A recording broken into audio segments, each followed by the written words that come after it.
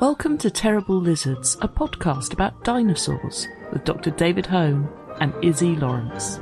On this week's episode of Terrible Lizards, we're looking at documentaries, how they make them, and what's wrong with them, and how it's not our fault. Yeah, well, it's definitely not Dave's fault. Hello everybody, and welcome to Terrible Lizards, the podcast about dinosaurs, starring Iszi Lawrence, who is really not an expert on dinosaurs, knows anything, but I have a friend who is. He is a doctor at Queen Mary University, and his name is David Hone. All right. That's as far as I got. I planned a more complicated introduction, I'm afraid. Anyway, we thought that this week we would do more about really what is my sort of side of the world in the form of documentary making. I do have a few very confused paleontology fans going, did I just see you on the TV talking about U-boats? And I'm like, yes, you did. But, you know, that's another sort of quill to my bow. So I've been involved in multiple... You said another quill to your bow? Yeah, it doesn't really make sense, does it? I've got very fancy... quills, or do you have lots of quills on them?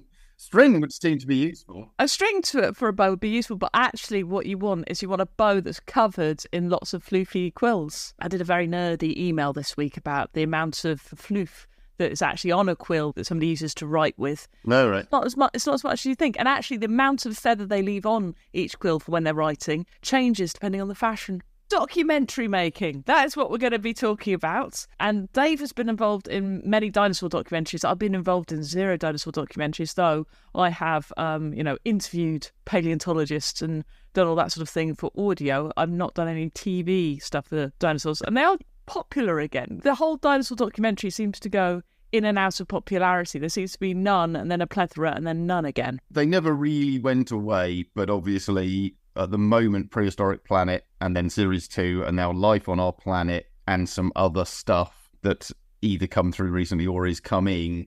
Yeah, it has made a bit of a comeback, and we've talked a bit about some episodes and some things that I've done. But yeah, I was chatting to Mark Whitten and Nathan Barling about some stuff the other day on another project, and Mark and I were kind of lamenting some of the issues that we've come across, and in particular how you'd think that every production is different, and yet you could virtually write out all the issues that are going to come up over the next 6 to 9 months before you start, and lo and behold, each of them come up almost when you predict. Can we put a T-Rex in it? Well, yeah, amongst other things. And so I just thought it would be interesting and illustrative for people to get a bit of a feel for how some of these things are put together.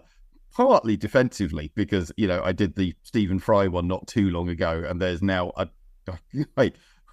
unfortunately discovered recently there's a bunch of YouTube videos calling it the worst dinosaur documentary ever. Yay! Which I think is more than a bit harsh.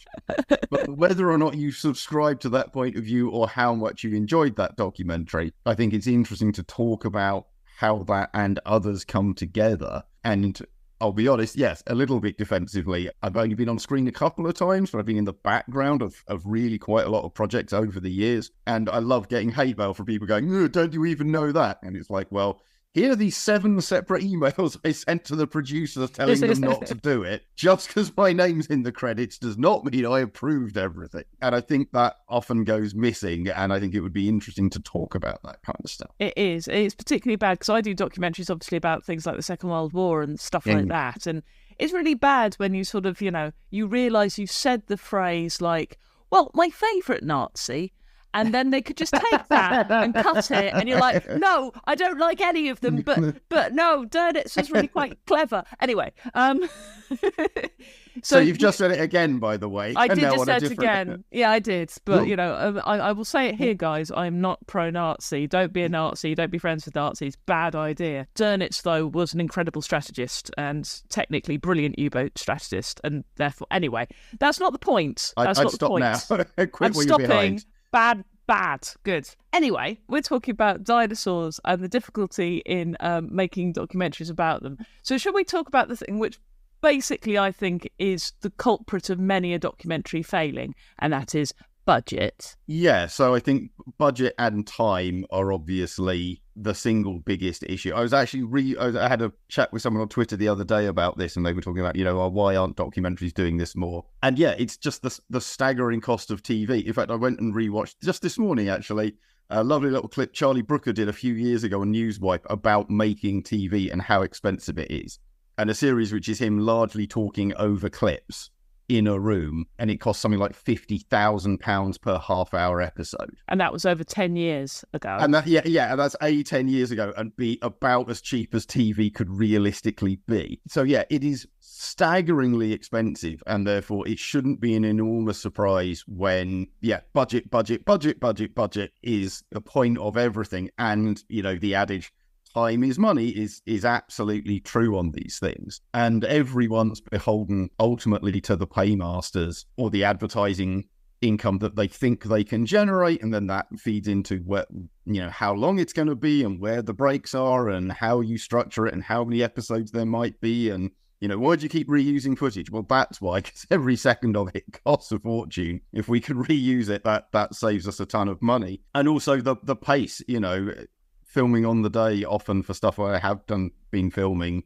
there's a reason that you're doing stuff for 10, 12 hours a day, because you've hired people for that day and you want to use every second of their time that you possibly can. And of course, these don't always make for the perfect product, particularly if stuff gets pushed forward. So a really good illustration of this, I will say in advance for people listening, I'm going to be careful mostly about not talking about specific productions that I've been involved in, because I don't particularly want to badmouth them and colleagues and other things, but you can certainly talk about situations that have come up. But for example, the Real T-Rex that I did with Chris Packham, so that was pitched to the BBC. They said, yay, brilliant programme. It was set up as a Christmas special, so we were like kind of March, April time looking at next year.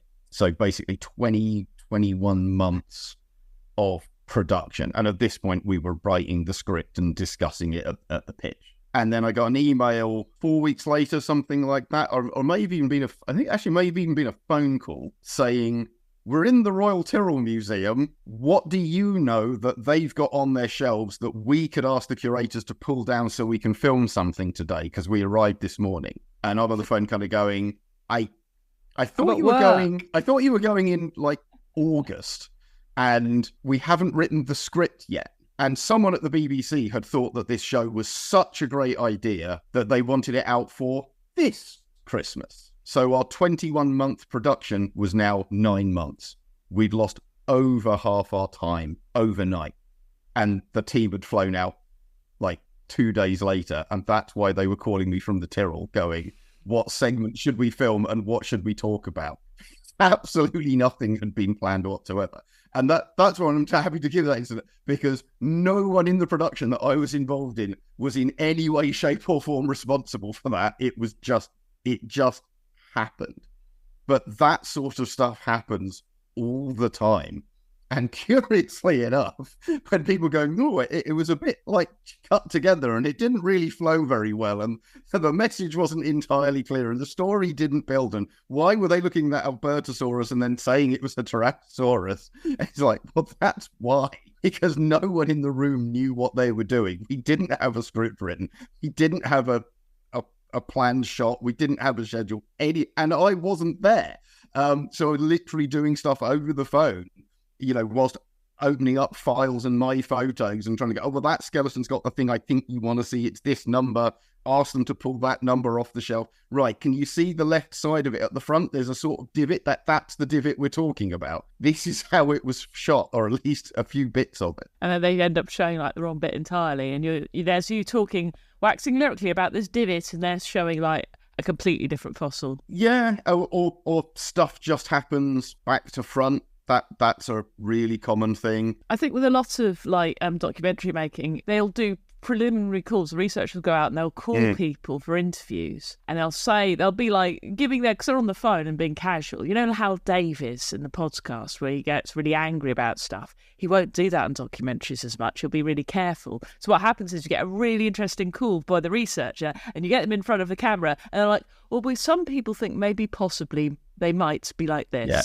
And that's really bad for documentaries, which is why I get a job making documentaries, because they need someone just to go, and then this definitely happened next. Because otherwise the whole story sort of falls apart and it crumbles before your eyes. Or you get a really good narrator to do the job as well. But it is an absolute nightmare because you're trying to, like, there isn't a natural story to anything. You have to create that story in order to hold a show together. And when you have no time, that story then becomes, oh, I have to put this bit of the jigsaw puzzle in the place. And that is difficult. Yeah, and that's another kind of side of it, is that pressure for narrative or a story or a progression, which, again, from my side of things, I sort of get where they're coming from in what they're intending to do. But, you know, you're often told, well, you know, tell us facts. We don't know facts. You know, the public want to know these things. And of course, paleontology is particularly awful for that. You know, I can measure a tibia and go, this tibia is 28.4 centimeters long. That's fine. Is that normal? Yeah, but then they want to know, well, exactly how heavy was this thing?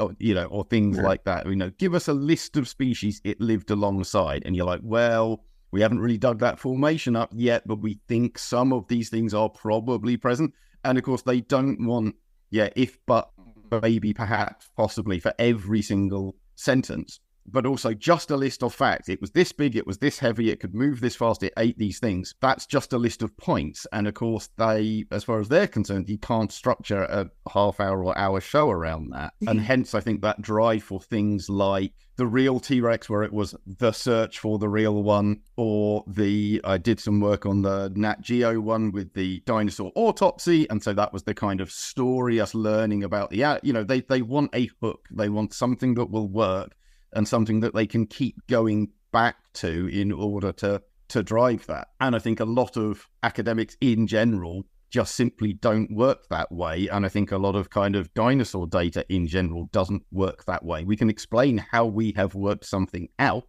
That's not the same as telling a story to the audience. I mean, if you're going to tell a really dramatic story, you want Richard Owen and Mantell. That's what you want. As working something out, but also the human story is in there. And one of the humans is evil. Shout out to Paul Barrett. We'll love that in particular. Yeah. I do not believe Paul listens to this, but he's made it clear that he's annoyed that everyone keeps going about how awful Richard Owen was. Yeah. But in our defence, Richard Owen was really awful. So, but he was also Victorian, so that's just classic. That's just the times. So those are, you know, absolute fundamentals in the artsy people, let's be honest, are trying to produce and convey information in a way that is often the antithesis of how a lot of people would think about that information and think about conveying it. And so that's going to give you a massive clash in concept and content before you even get into almost a what is truth argument. And I've literally had those arguments with producers and writers before now. Well, it's tricky. Like, I'm never sure if I'm watching, for example, a BBC David Attenborough documentary, which is just natural history, and you have, you know, the story of the lion looking after its cubs and meeting a male lion and the cubs running, and I'm just like, I can't tell if this is the same lion or if it's a different lion and they're just using different cubs and different shots to tell a make-believe story or not.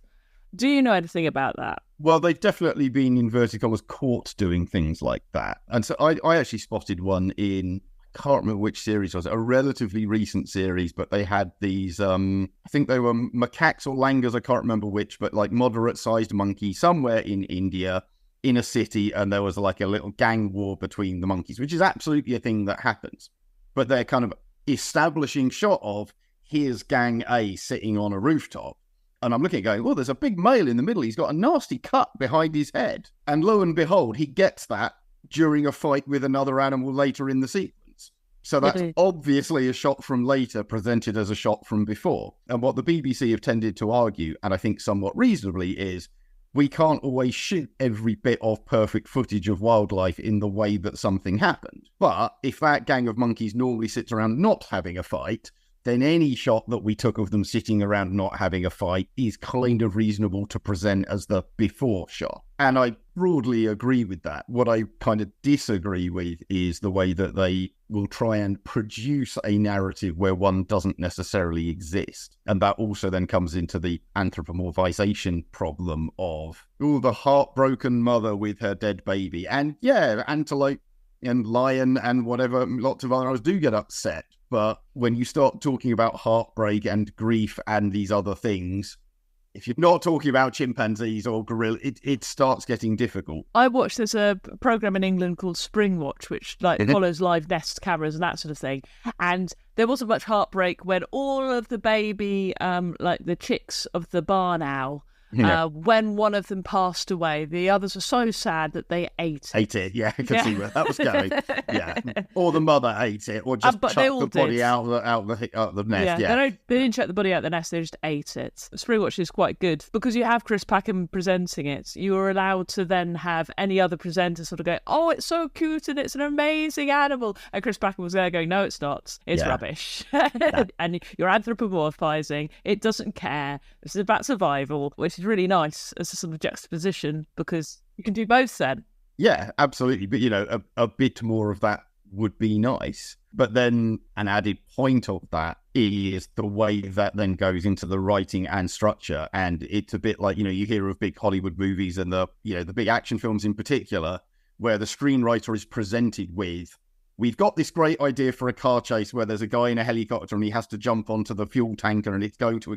Right, now write the story around that sequence and that needs to happen at the end and this car chase happens in the middle and then the motorbike sequence happens at the start. We have that because, again, they want to tell the story of the animals, and if you're doing an Attenborough documentary and you film lions and they don't do anything, you haven't got a lot to work with. Or you film them and maybe there's a fight with other lions, or maybe there's a good kill sequence, or maybe they have a war with cheetahs, and whatever that is, that then becomes your focus. But of course with dinosaurs, where we've recreated everything from scratch, they can do whatever the hell they want. And of course the problem is they then come to you as the expert with what they want to happen, and they now want you to justify it for them. So one production I worked on, so this is where I'm not naming names, but I was one of 4 real experts on the subject.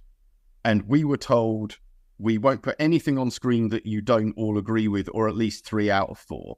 In other words, we want to make this as accurate as possible. So we're going to present these ideas, or you're going to have to discuss them. And if you all agree it's very uncertain, but it's okay, we'll show it. And if you don't, we won't. And I got the email going, so we're planning the sequence where the T-Rex fights the Velociraptor. And you're like, right. Dear producers, first of all, wrong continent. Second, wrong time. Thirdly, Jurassic Park was a movie. Fourthly, Velociraptors are about a third of the size that you think they are. And fourthly, this is roughly the equivalent of 2 or 3 meerkats attacking a lion. It's beyond embarrassing. It's so wrong. It's outrageous. The email, for some reason, came to me first, I think because of time differences, because the other guys were in the States. And I quickly forwarded this on to the others. I know at least 2 of them sent emails to the producer saying the same thing, because they told me that they did. And they went, okay.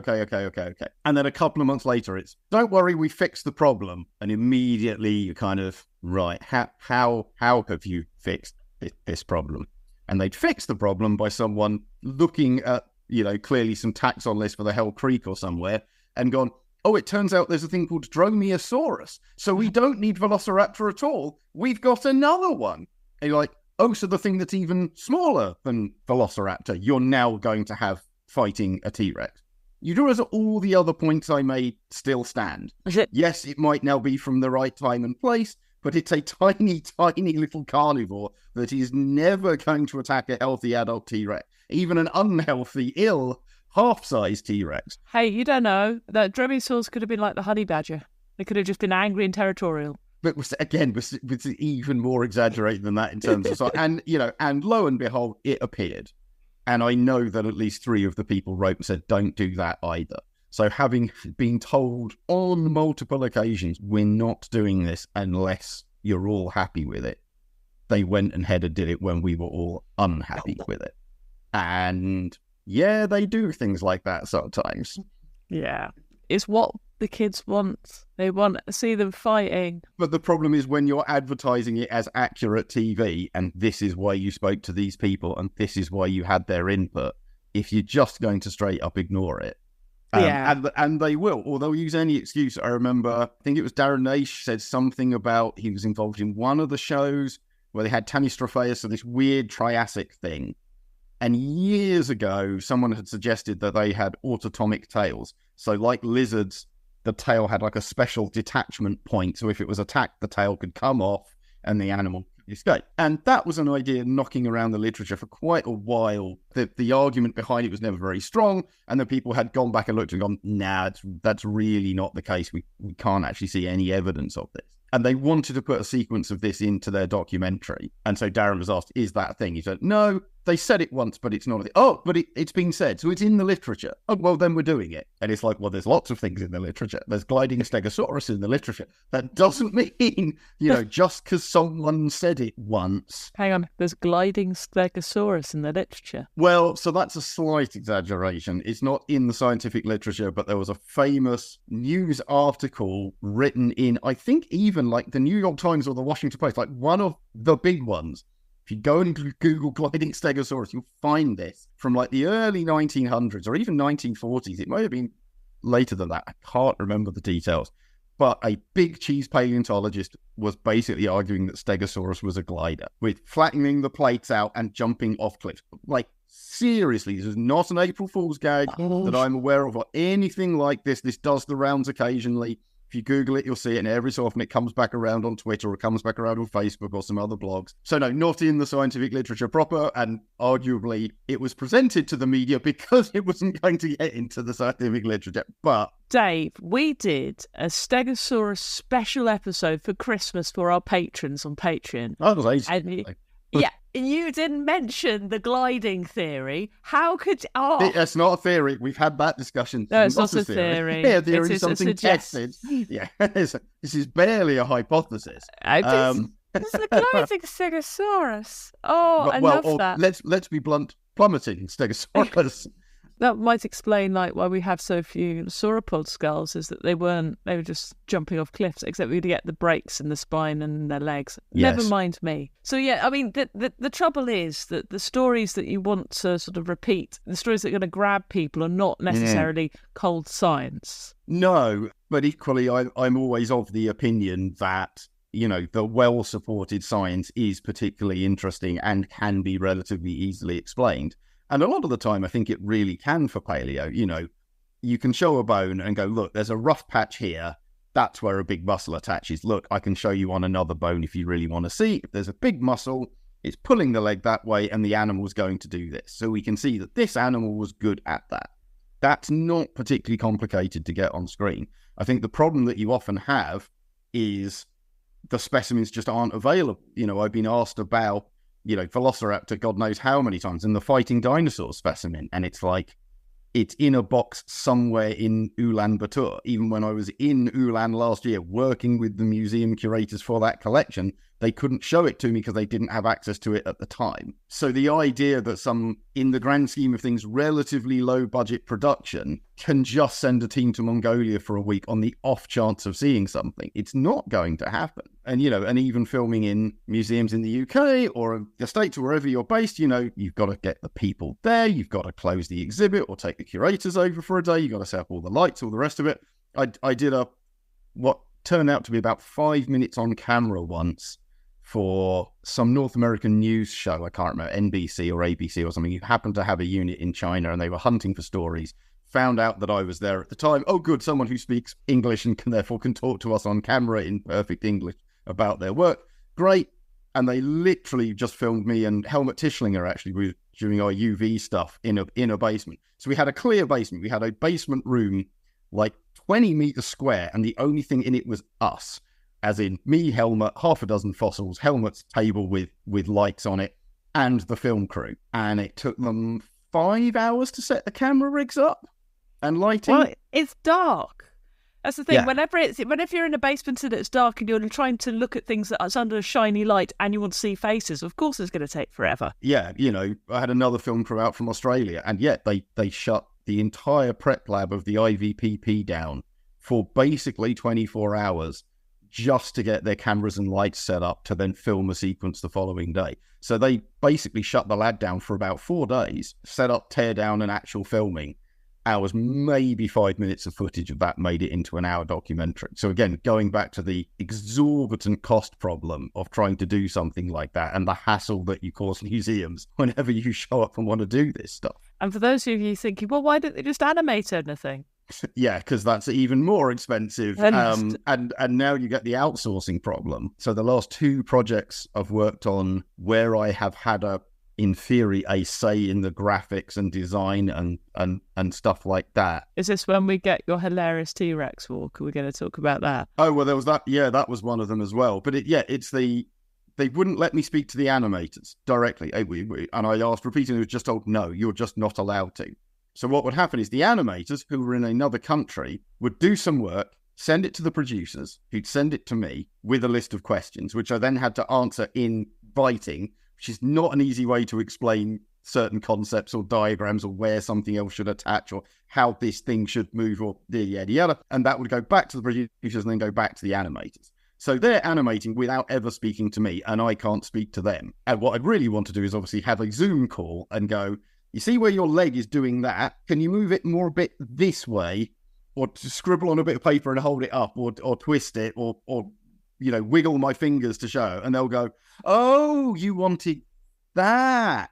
Right. And then they'll go and fix it. And instead they didn't. And then, of course, because they were in another country that was 12 hours out by time difference, everything took 2 days when you're on a limited cycle to get the information back and forwards across the Atlantic. So everything dragged on and took longer than it should. All those deadlines were half the length that they probably should have been. And I wasn't even brought in until 3/4 of the modelling work was done. In which case, as soon as you tell them, well, this is all wrong, and the response is, well, we can't change it now. We already locked it in. Which is why you have Duck T-Rex, the waddling. Yeah, and so there was a microraptor I did for a program ages ago, and they asked me how they should animate it climbing. And I sent them a load of references for what I thought was reasonable. This is a long time ago. I was in I just left China. It was still like 12 years ago, something like that. So I sent them some references, I sent them some papers, I sent them some diagrams, I had some videos of live animals doing the sort of thing that I thought I wanted them to do. They then come back like 9 months later and go, well, here's the animation that we've done. And of course, it bears no resemblance to any of the things that I said. And I went, okay, let's try and fix that already. And then they go away and basically didn't, because they claimed they were out of time. And then the next thing that they did is I got some random email going, do you think that they could climb up a metal filing cabinet?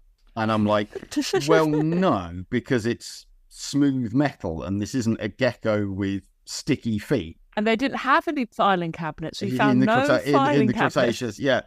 So no, it would really, really struggle. A wooden set of shelves or something like that would obviously be much, much better, and it might work. And they went, oh, well, we've already shot the background plate with the narrator standing in front of the metal cabinet and talking to the animal that's climbing up it and explaining how it moves. Right. So why have you even asked me this? I know. Because you've already shot that before you asked me, and he's already described how it moves, and I think that's wrong, and that was done after you asked me for the references.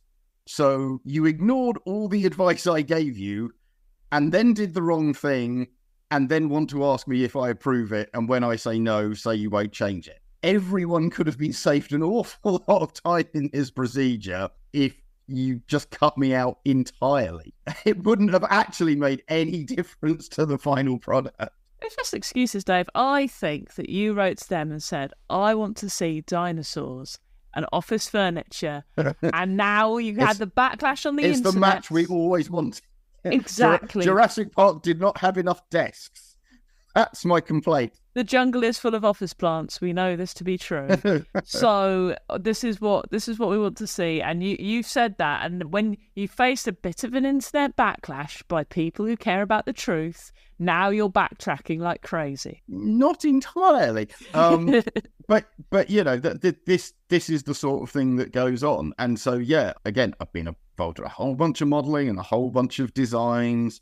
And you put stuff in front of stuff and they say, great, great, great. And they go away and what comes back looks absolutely nothing like it. And you send corrections. So this is the thing I said kind of started this thought process for this episode, was particularly trying to get them to change stuff. And you would say things like, okay, so, and I've learned now to virtually do like 1 or 2 things at a time, but it's like, okay, so there's 6 teeth at the front of the mouth and you've got like 15 teeth down the side of the mouth. This is Tyrannosaurus. It should have 4 at the front and 12 at the side. So there's too many. 6 should become 4, 15 should become 12. And it and the nose, the nostril is like in the wrong place. It needs to move back. And it comes back 2 weeks later. And there are now 4 teeth at the front, but they've changed size. And then there's 20 teeth down the side, not 12. So they've gone up instead of down. And then they move the nostril down, not up. But it looks cool. Right. Yeah. And then it's like, right. So I said change the number of teeth at the front, but I didn't say change the size of the teeth. So even the thing that you changed right, I told you one thing and you've done 2 things, so that's now wrong. The other thing I told you to change with the teeth in the side, you have changed more wrong. You've gone the wrong way. And the nose, I said, move it up, and you moved it down. This isn't rocket science. And I sent you a drawing, and I sent you photos, and I've sent you, artwork that I think is reasonably accurate.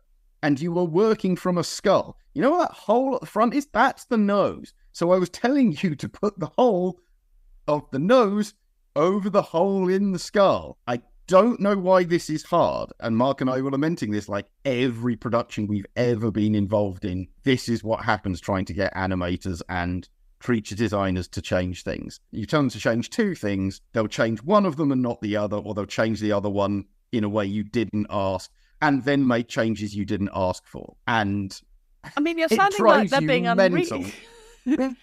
Yeah, you're acting like they're being unreasonable, Dave. I think this is perfectly fine, considering the pressures they're under to make them look cool. Right, but again, why even change it at all? Because if you were happy with how it was before, even if I wasn't, changing it more and more, takes more time, takes more effort. Years ago, I spoke to David Krentz about this. So David Krentz, who we've had on, amazing artist, amazing modeler, and digital models as well, and has done digital models for documentary, has directed documentaries, does a whole bunch of Hollywood stuff.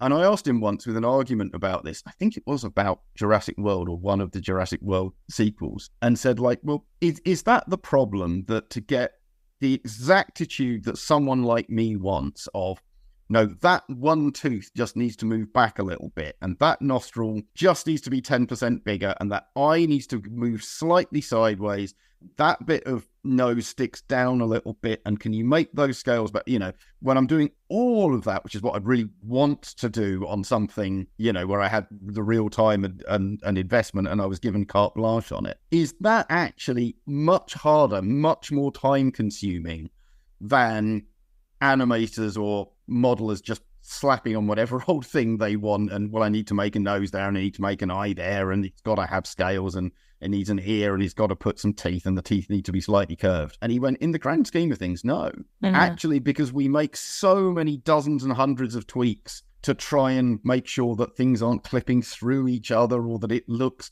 even good rather than necessarily right. There's masses and masses and masses of work that goes into modeling all of that stuff. Actually, someone sitting over your shoulder and just saying, when you need to tweak that eye, because you will have to tweak that eye sooner or later anyway, make it just a little bit smaller and pull it just out a little bit, is not any more work if you just get that information in relatively good time. So no, the excuse, it costs a fortune to get that feedback and the iteration and blood. Yeah, it costs a bit. Of course, there are these time constraints, particularly when everything's taking 24 hours. But the idea that models couldn't be much better without like doubling the budget, according to him at least, and I believe him more than most people, simply isn't the case. I do think, though, that this goes against everything, because like what we know of science and paleontology is that, I'm going to say this nicely to everybody listening, but it doesn't tend to attract very neurotypical people.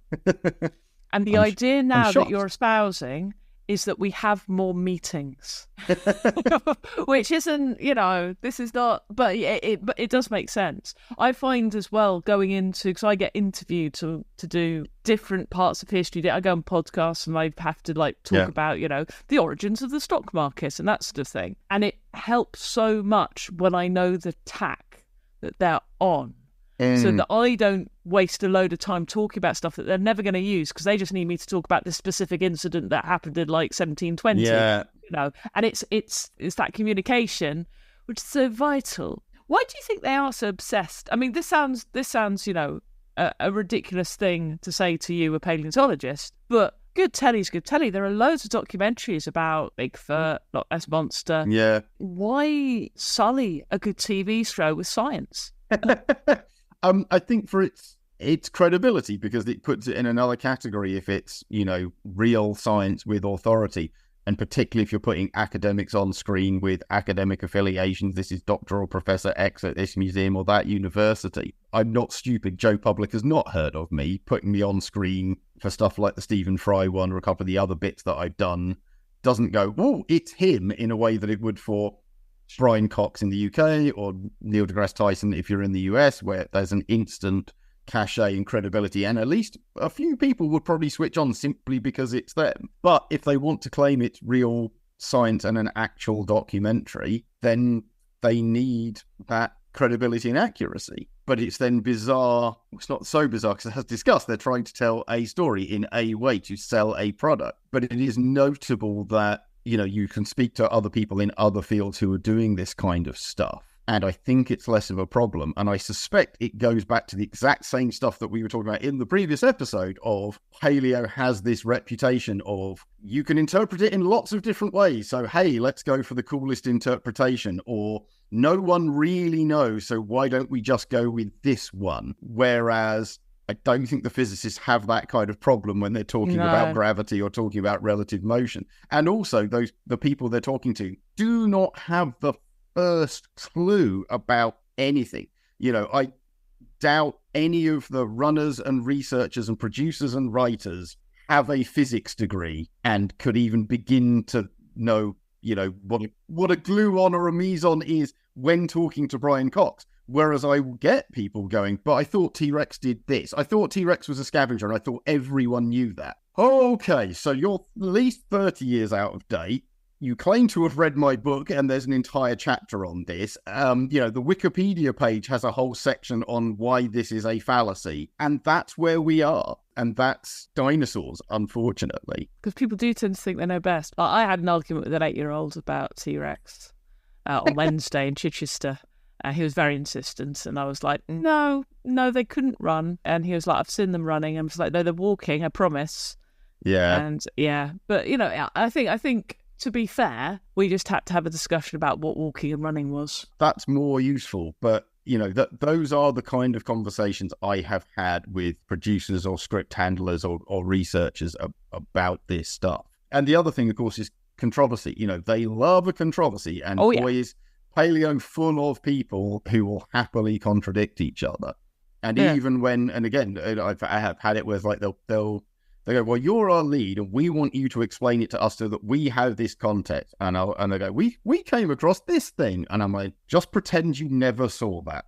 That's for the best for everyone. And lo and behold, there they are on screen espousing their idea, which has been shot down by 20 different people 20 different times. And you're giving it credibility by appearing in the same documentary, is it? Which you didn't know about, right? And then it's presented as, well, maybe they could and maybe they couldn't, and here's where people disagree. Ooh, disagreement. And we're back to the classic climate science, or the classic, there are two sides. There are two sides, but one side has everyone else on it, and the other side was that guy. But when you have 1 versus 1 on screen, it looks like it's a fair argument. The very first essay that we were made to write at university was a climate scientist set it, and they just said, just give me, because I need to know where you are on climate science, where we are and how much we know. So can you just give me basic arguments about the level of, climate awareness you know of? Here are the books you should read, here are the papers that you might want to do, but just go away and write it. And then anybody who came back with there's some people who say this and other people who say that response got, I believe, 30. Yeah, which is bad. Shot. Yeah. But they got a 30, which considering these are A-level students, really clever, considering themselves top of the class, and they're getting 30 in a university paper. By the way, 60 is kind of the lowest you can get before getting told off. Is basically you got between 60 and 80. That's where you're aiming for in a university paper. But it was really eye-opening in that with science, if you can't do the humanities, and then some people think, and then you could argue this, but no. Yeah. And of course, again, that's where nuance, does tap out. You look at something like Spinosaurus, And I'm not getting into the Spinosaurus argument, and I haven't been involved in a documentary on it, but, you look at the big paper I did that we talked about a few years ago, that ran to tens of thousands of words, and at least in part because we ended up with, did we end up section like X or something, as in section A, section B, section C, these were all the different points which had been raised, which we wanted to go over one at a time, and took anything from a few hundred to a couple of thousand words to go over why you might think this, and here's our argument, and here's where that argument we think falls down, and here's where we think our argument does work. And if you compare it to that one, if you look at this pattern, study this paper, and you look at these species, and you see this trend, and here's our graph. Yeah. But Dave, they look really good in paleo art, swimming around chasing tuna underwater. What's your problem? Well, but partly that, but also then, that level of nuance never gets in. It is, they had webbed feet. No, I don't think they did. And if you might get a second sentence if you're lucky, assuming it even makes it into the edit. And that's incredibly difficult, therefore, to come out of these kinds of things. I think we talked about at one point the kind of politician answer, which I found myself doing a couple of times, where no matter what question they ask you, you give the same answer. Yeah. Because it prevents them from editing it out of context and saying the thing they want you to say rather than the thing you want to say. And that's really difficult, and it's awful to do. You feel bad, but when you've been on the wrong end of it, and I've never been that bad, but I know people who have, and I've certainly been questioned in a way that is very obvious what answer they get. And if you even say, and I did this once for a documentary years ago from Asia, where they basically wanted me to say that T-Rex fought Triceratops. And I'm like, but they almost certainly didn't. Like, they're going to be targeting juveniles and all the juvenile work that I'd just done, which is why they wanted to interview me. And then they wanted to say it because, of course, they'd already filmed a CG battle between Triceratops and Dinosaurs. And I ended up saying something like, well, in the right circumstances, if the Triceratops was very ill, or if the Tyrannosaurus was desperate, occasionally there could be fights between Tyrannosaurus and Triceratops. And that was edited down to, there could be fights between Tyrannosaurus and Triceratops. And so, all the nuance was cut out of the sentence. Hey, you said the word could. They let you have could. Well, right. You didn't have were. You got a could. Yeah. So, the most egregious example, it's probably still up on their website somewhere. The SB Power, which you mentioned before, Sauropod Vertebrate Picture of the Week blog, years and years and years ago, like 15 years ago, Matt Wadle did some interview for some show. And I can't remember the exact details, but he basically said, and such and such and such and such could not happen. And they cut from him in the studio talking about this to them showing their video of it, and used that cut to take the word not out of his sentence. Ouch. So he went from saying something did not happen to saying something did happen. Which is a bit annoying. It makes him look a bit silly, doesn't it? Well, and not to mention just like the terrifying level of dishonesty that's going on there and then being presented. So nothing like that has ever happened to me. That's by far the worst thing I've ever heard of. I think there's a really good documentary in making a documentary with a load of paleontologists, have all of this happen, and so they've made all the artwork for the documentary, and then instead of trying to make the paleontologists fit it, have the paleontologists pick it apart. Yeah. That would be brilliant, because, you're picking apart a clip. Who did you do that with on YouTube? What was that? Oh, the Insider video that I did. Yeah. So that gets loads of, hits. I did one about pirates. That's got loads of hits. Well, the difference there is I'm not doing documentaries, I'm doing fiction stuff. Yeah, but you could do it. You could make a documentary where you try and do something, and then basically you could have two paleontologists arguing about why is this so historically inaccurate. You could actually make it yourself to discuss it. I think that'd be quite a fun thing. I think the other obvious challenge is there's a certain amount of biting the hand that feeds there.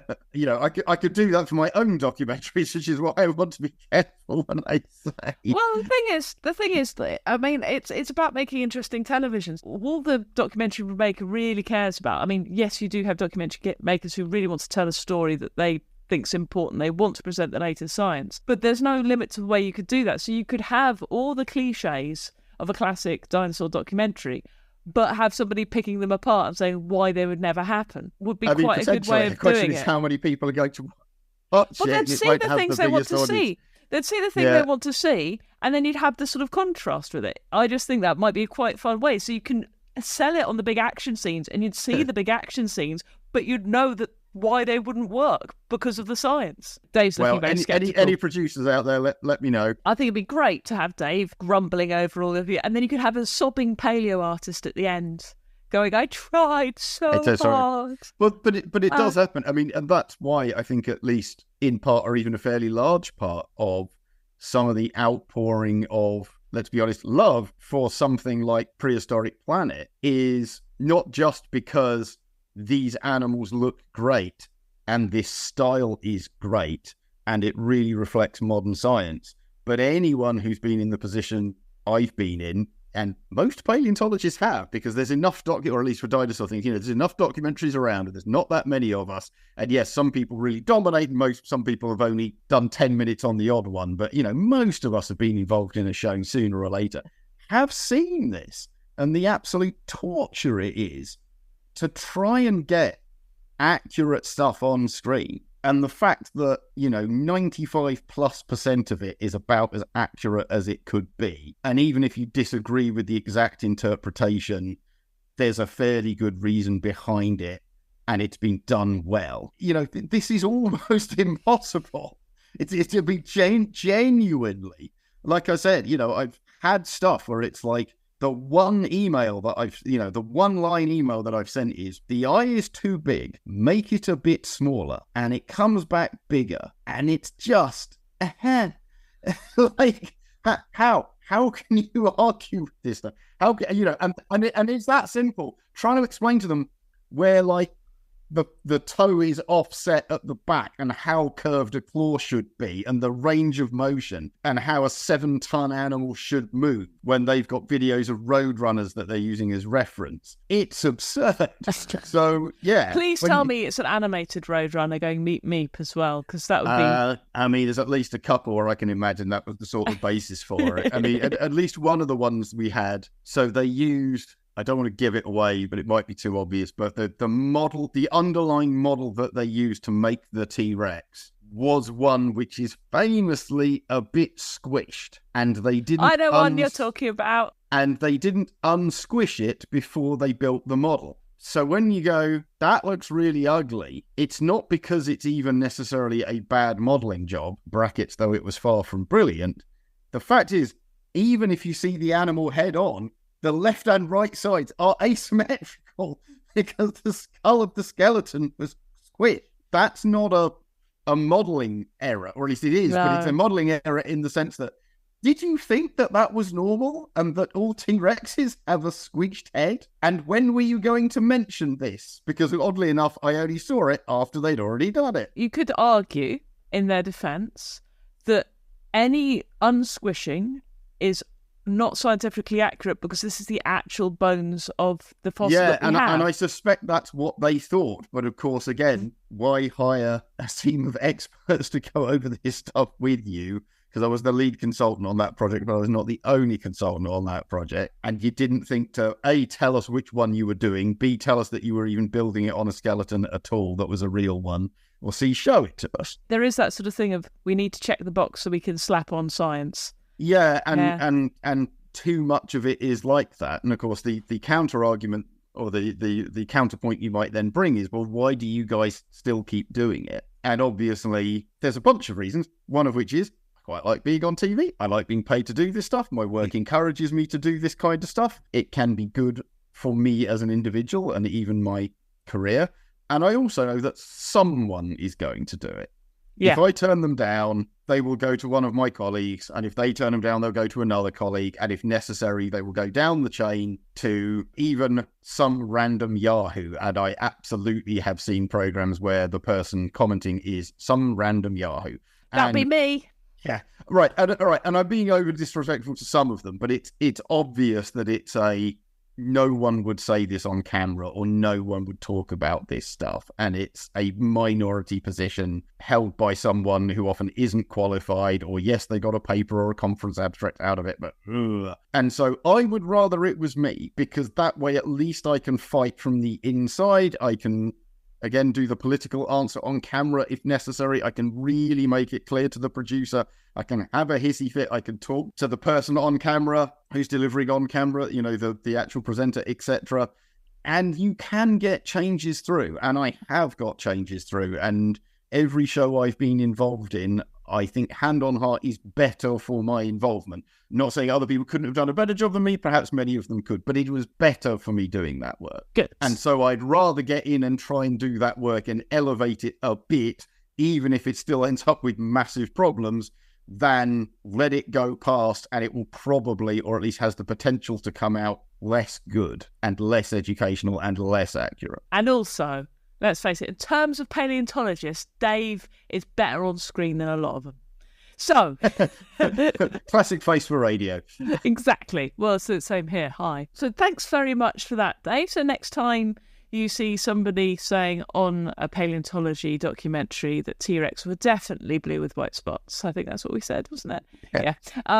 Gliding Stegosaurus coming in to cut the head off with the plates. Exactly. It would be awesome. You can blame Dr. Dave Hone. And if you really want Dave's attention, just write about how angry he makes you on Reddit and how he never told them that they were wrong. Because, that doesn't burn his insides at all. Sorry, you can't see his face, and I can. It's a sort of slightly angry face. But, I mean, what we can say completely scientifically is how Dinosaurs signed out of their podcast, which is by giving a massive roar. After we thank our patrons again, if you want to ask us questions, do join our patrons. We do a special bonus episode for our patrons. So you can do that on patreon.com/terriblelizards, blah, blah, blah. But until next time, Dave, what do we say? We say 3, 2, 1. Thank you for listening to Terrible Lizards. For extra content, please go to patreon.com/Terrible Lizards. For questions, contact us there or on terriblelizardspod@gmail.com. Buy Dave Hone's dinosaur books, including How Fast Did T-Rex Run? And to find out about Izzy's podcasts and books, head to iszi.com. Say hello on social media using the hashtag Terrible Lizards. Thank you so much for listening. A review, a recommend and a follow makes all the difference. Stay stompy.